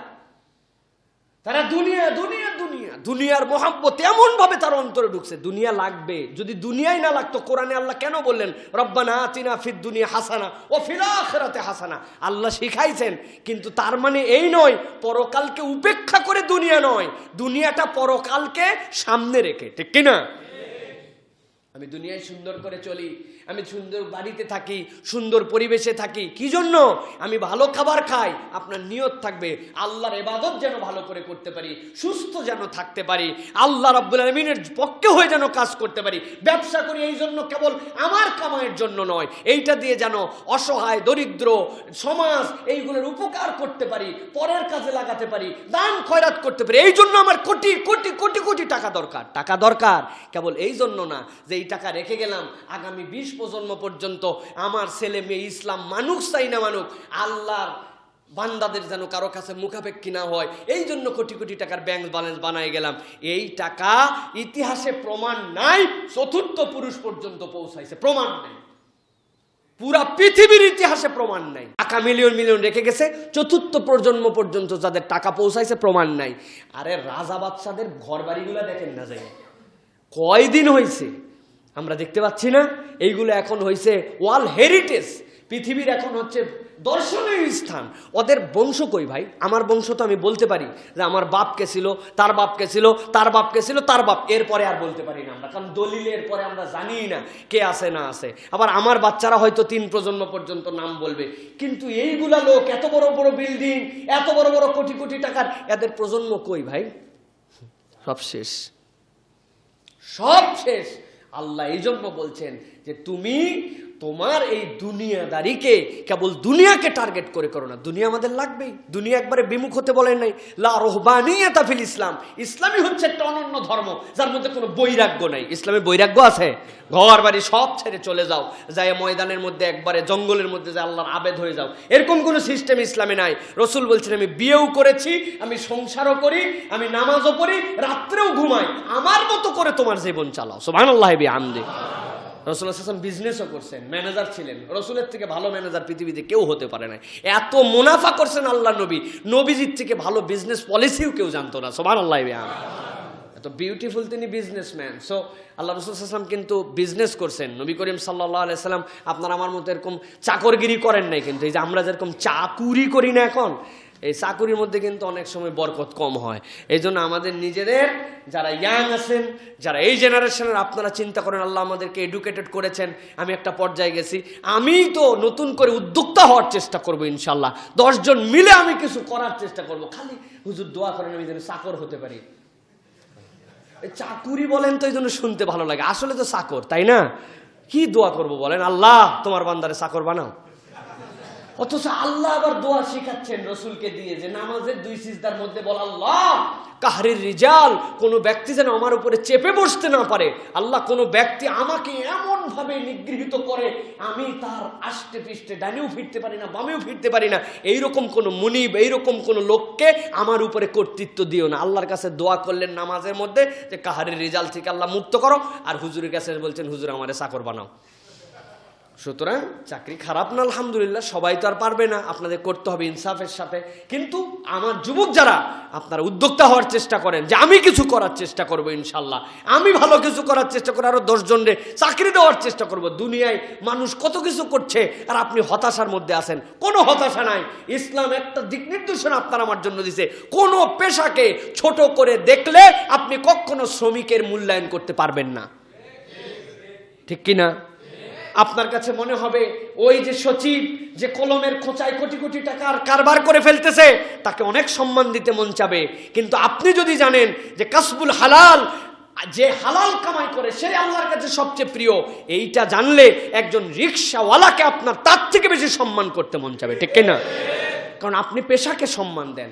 সে হালাল পেশা করতেছে, সুবহানাল্লাহ, সে মুচি সেলাই করতেছে মক্কা শরীফে। এই যে আমরা নাক্কাসা বাজারে এত বড় দাড়ি মুরব্বী, দেখলে মনে হবে উনারে আনলে আমারে নামাজই পড়াতে দিবেন না। আপনারা বলবেন যে হুজুর আজকে উনারে দেন। যে সুন্দর মাশাআল্লাহ গেট আপ, বেচারি জুতা সেলাই করে। আমাদের দেশ তো মুসলমানে মনে করছে যে হিন্দু নিম্ন সমাজ থেকে আসা মুসলমান মক্কা শরীফে নাক্কাসা বাজারে মসজিদের সামনে বসে এত বাজা দাড়িওয়ালা যুববলে জুতা সেলাই করে, মানুষ সম্মান করে থাকে। জুতাটা আমরা এরকম করে অনেক সময় দেই না, কেউ তার সামনে এরকম জুতা খুলে তারপরে এরকম করে সামনে দেয়, এটাও একটা আদব। যদি আপনার জুতা কালি করতে হয়, এই জুতা দিয়ে আপনি দাঁড়ায় আছেন, এরকম না, সে একটা কাজ করতেছে, আপনি খুলে তার সামনে জুতাটা দেন। তার মানে জুতা সেলাই করাও সম্মানিত পেশা, সে হালাল কামাই করে খাচ্ছে। আমি এটা বুঝাতে চাচ্ছি, আমি বলতেছি না আপনি জুতাওয়ালা হন, জুতা সেলাইকারী হন, কিন্তু কোনো পেশাকে ছোট করে দেখা যাবে না। আমার তো মনে হয়, এটা আমি ফিল থেকে বলতেছি, আমি যদি একজন মুড়িওয়ালাও হতাম তাহলে আমার থেকে ভালো মুড়ির দোকানদার কেউ হতে পারতো না।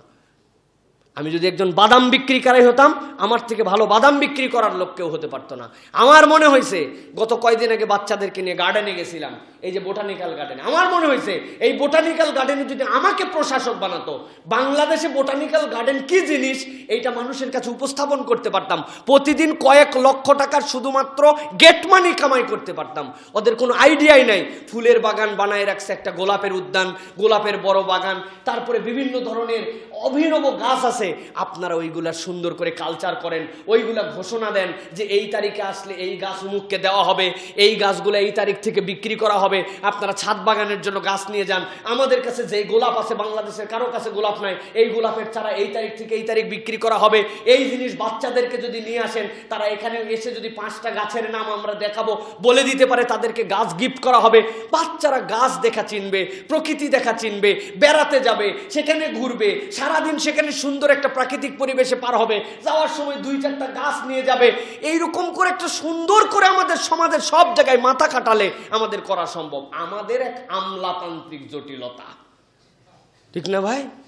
মহা আমলাতান্ত্রিক জটিলতা। আমি 3 বার গেছি গোলাপের গাছ কেনার জন্য। ফেব্রুয়ারির এই তারিখে দেওয়া হবে, গাছ আরো 7 দিন বয়স হলে দেওয়া হবে, পাতা আরো 7টা বের হলে দেওয়া হবে। কেমনে নিব ভাই? কোনো একটা জিনিসকে প্রোডাক্টিভ ভাবে আমরা ব্যবহার করতে পারি নাই। আরে খেজুর গাছ দেখায় তো পৃথিবীর থেকে আমাদের কোটি কোটি টাকা কামাই করা সম্ভব। বলে হুজুর কয় কি? পৃথিবীর বহু দেশ জানেই না যে খেজুরের আবার রস হয়। আপনাদের কাছে এটা বিস্ময়কর মনে হয় না? না, ওই বিস্ময়কর মনে হয়। কোনোদিন ভাবেনি না? আপনাদের ধারণাই হচ্ছে খেজুর গাছ তো রস দেওয়ার জন্যই আল্লাহ বানাইছে। আন্দাজি খেজুর গাছ আল্লাহ রস দেওয়ার জন্য বানান নাই, খেজুর হওয়ার জন্য। কিন্তু এটা বিস্ময়কর ভাবে আমাদের দেশে আমরা রস বের করি। পৃথিবীর বিভিন্ন দেশে বিজ্ঞাপন দেওয়া হবে, আসেন খেজুরের থেকে রস বের হয়, এমন একটা বাগান তৈরি করা হবে, সেখানে সুন্দর পরিবেশ রাখা হবে, বিদেশিরা আসবে, বিভিন্ন পৃথিবীর মধ্যপ্রাচ্যের লোক, বিভিন্ন দেশের লোকেরা আসবে। আসার পরে সুন্দর ক্রেনিং সিস্টেম থাকবে, তার উপরে উঠবে, উঠার পরে সেখান পর্যন্ত উঠবে, উঠার পরে সে খেজুরের রসটা সকালবেলা নামাবে, নামায় 1 গ্লাস খেজুরের রস $200। ওদের কাছে কি 10 টাকা নাকি? ওরা টাকা পয়সা লালো। 100 রিয়াল। আমার দেশ খেজুরের রস খাওয়ার সিজন একটা বাগান থাকছে 100 একর, খেজুরের রস খেতে মানুষ আসবে, ওর ভিতর দিয়ে যাবে। খেজুরের গুড় সে তাকে বানাও। আপনি কি খেজুরের গুড় নিজে বানানো দেখতে চান, আর নাকি করতে চান? করতে চাইলে $200, আর খাইতে চাইলে $100। রাজি হয়ে গেছে, অত টাকার অভাব নাই। এই যে দেন খেজুরের রস, এখানে দেন, একজন সাথে হেল্প করলো, এবার জাল দেন, নিচের থেকে একটু খড়ি ঠেলেন, খড়ি ঠেলে যে খুশি হয়ে যাবে খেজুরের রস হয়েছে। এবার তারে একটা প্যাকেট করে made in Bangladesh, gift from Bangladesh, আপনি তারে একটু হাদিয়া দিলেন, বাড়িতে যাওয়ার সময় দেন, আর একটুখানি একটু চেখে দেখেন। কামাই করতে চালে এই দেশকে বিউটিফুল করা সম্ভব। আমলাতান্ত্রিক জটিলতা, মন মানসিকতা নাই, রুচি নাই, চুরি জানছে শর্টকাটে টাকা হয়, হুদাই এরকম করে টাকা করবো। রাস্তার একটা কন্ট্রাক্টারই নিব, পুরা 1 প্রজন্মের টাকা শেষ। ফাও এগুলো সব কষ্ট মষ্ট করা। এতে একটা কন্ট্রাক্টারির জন্য যা ইনভেস্ট করা লাগে খুঁজে খাই যে ভুয়া একটা বের করে ফেলছে কন্ট্রাক্টারি করার লাইসেন্স। একটা রাস্তা পাইলেই হয়েছে। দেওয়ার কথা রড দিছে, আমি কিন্তু বলি নাই। প্রিয় ভাইয়েরা, 2 নম্বরে প্রথম হচ্ছে দলিল, ইন্না হাউলা ইউহিব্বুনাল আজিলা ওয়া ইয়াযারুনা ওয়ারাহুম ইয়াওমান সাকিলা। এটা হচ্ছে তাদের প্রথম দিক। দ্বিতীয় দিক হচ্ছে ইয়াউমা ইযিন ইয়াত্তাবিউনা আদ-দাঈ লা ইওয়াজা লাহু ওয়া খাশাআতিল আসওয়াতু লির-রহমানি ফালা তাসমাউ ইল্লা হামসা। সূরা তাহার 108 নম্বর আয়াতের মধ্যে আল্লাহ রাব্বুল আমিন বলছেন, ওই দিন এমন ভয়াবহ তাদের হবে, আল্লাহর সামনে তারা কোনো কথা আর বলতে পারবে না। দুনিয়ায় ফটর এত বড় বড় বক্তব্য দিয়েছিলে, আল্লাহ বলছেন ইল্লা হামসা ফালা তাসমাউ ইল্লা হামসা। ওই দিনের পরিবেশ এমন হবে, মৃদু একটু গুনগুন শব্দ, সাহস করে একটা শব্দ উচ্চারণ করতে পারবেন, এরকম ভয়াবহ দিন আল্লাহ রাব্বুল আমিন তাদেরকে হাজির করবেন। সুতরাং ওই দিনের ভয়েও মানুষ এইরকম পরিবেশ পরিস্থিতির মধ্যে চলে যাবে। সুতরাং আল্লাহ রাব্বুল আমিন বলছেন, তোমরা তোমাদের জন্য নিরিবিলি একটা সময় বের করো, যে সময়টাকে আল্লাহকে নিয়ে ভাবতে হবে, এই সময়গুলোকে নিয়ে আমাদের ভাবতে হবে। এই জন্য এই দিনে যদি আমরা পার পেতে চাই, আমাদের কিছু কাজ করতে হবে। রাসূলুল্লাহ সাল্লাল্লাহু আলাইহি ওয়াসাল্লামের একটা হাদিস বলি, মান নাফাসা আন মুসলিম কুরবাতাম মিন কুরাবিদ দুনিয়া নাফাসাল্লাহু আনহু কুরবাতাম মিন কুরাবিন ইয়াউমিল কিয়ামা। আল্লাহ রাসূল বলছেন, দুনিয়ার বুকে কেউ যদি তার মুসলিম কোনো ভাইয়ের, তার কোনো একটা ভাইয়ের যদি বিপদ দূর করে দেয়, কিয়ামতের দিনে আল্লাহ তার কোনো একটা বিপদকে দূর করে দিবে। দুনিয়ায় যদি আপনি কোনো মুসলমানের বিপদ দূর করেন, মান নাফাসা আন মুসলিমিন কুরবাতাম মিন কুরাবিদ দুনিয়া নাফাসাল্লাহু আনহু কুরবাতাম মিন কুরাবিন ইয়াউমিল কিয়ামা। কিয়ামতের দিন আল্লাহ আপনার বিপদ দূর করবেন। আপনার মেন্টালিটি থাকতে হবে যে আমি মানুষের জন্য কল্যাণ করব। প্রিয় ভাইয়েরা, এই কল্যাণের পথে আমাদেরকে এগোতে হবে। কল্যাণ কিসে হয়, এই দিকে আমাদেরকে এগোতে হবে। আমাদের সমাজকে পরিবর্তন করতে হলে আমাদেরকে নৈতিক শিক্ষার ক্ষেত্রে এগোতে হবে, নৈতিক শিক্ষিত সমাজকে গড়ে তুলতে হবে।